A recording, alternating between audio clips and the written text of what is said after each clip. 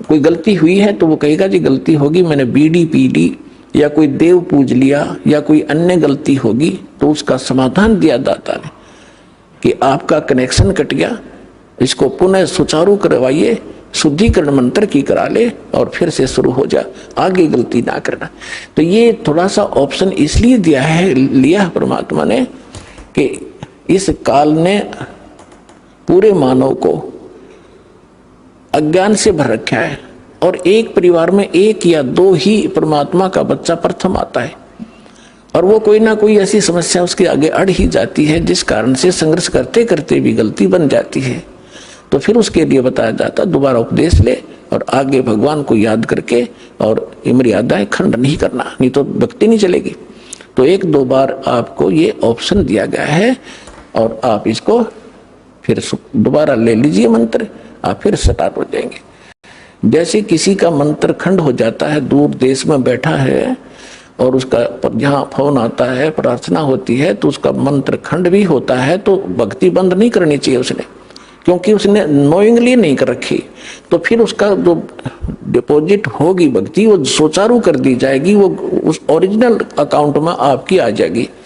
जैसे बैंक में कई बार पैसे डाल दिए जाते हैं, कोई नंबर अकाउंट का गलत हो जाता है, बाकी एड्रेस सही है, तो फिर जाकर उसको शुद्ध करा लिया जाता है और मूल अकाउंट में आ जाता है फिर वो। तो ऐसे आप कई एक भगत कह रहा था जी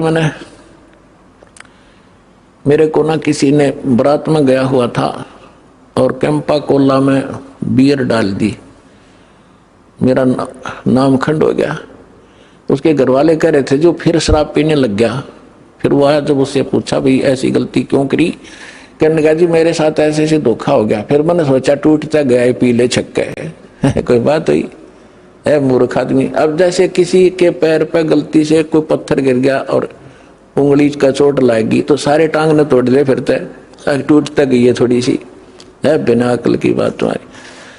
तो उसको ऐसा नहीं करना चाहिए। वो खंड आपने किया नहीं, किसी कारण से हो गया तो वो खंड भी नहीं होता ऐसे। अगर किसी ने आपके साथ धोखा किया है तो आपका नाम खंडित नहीं हुआ। फिर भी शंका बनी है तो सुचारू करवा लीजिए, वो कोई दिक्कत नहीं। और भक्ति नहीं छोड़नी चाहिए, वो करती रहनी चाहिए। किसी भी कारण से खंडित हो भी गया है, साधना करते रहिए, लेकिन इस उद्देश्य से कि फिर माफी मांगूंगा या घर बैठ के करते रहे तो बिल्कुल कभी अकाउंट आपका नहीं जुड़ेगा, सदा के लिए खत्म हो जाएगा। इसलिए ऑप्शन दिया गया कि दोबारा आके सुचारू करवा लीजिए और दीक्षा अपनी फिर से चालू कराइए कनेक्शन।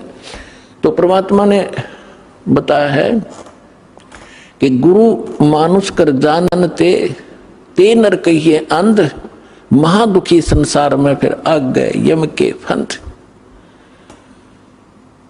अब गुरु जी के सामने कैसे व्यवहार करें, कोई अभिमान शब्द नहीं मुख से निकले।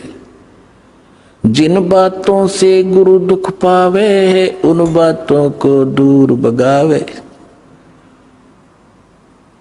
जिन बातों गुरु किन बातों से दुख पाओगा, आप कोई गलती कर रहे होगे या कोई मर्यादा भंग करते हो, हमारे अनुकूल नहीं चल रहे हो तो गुरु जी दुखी होते हैं। इसलिए उन बातों को तुरंत त्याग देना चाहिए जिससे गुरु दुख हो। गुरु दुखी तो भगवान दुखी, और भगवान दुखी होगा तो काहे के भक्तम। तो यहाँ कहते हैं गुरु मानुष कर जानते ते नर कहिए अंध, हुए दुखी संसार में फिर आगे काल के फंद।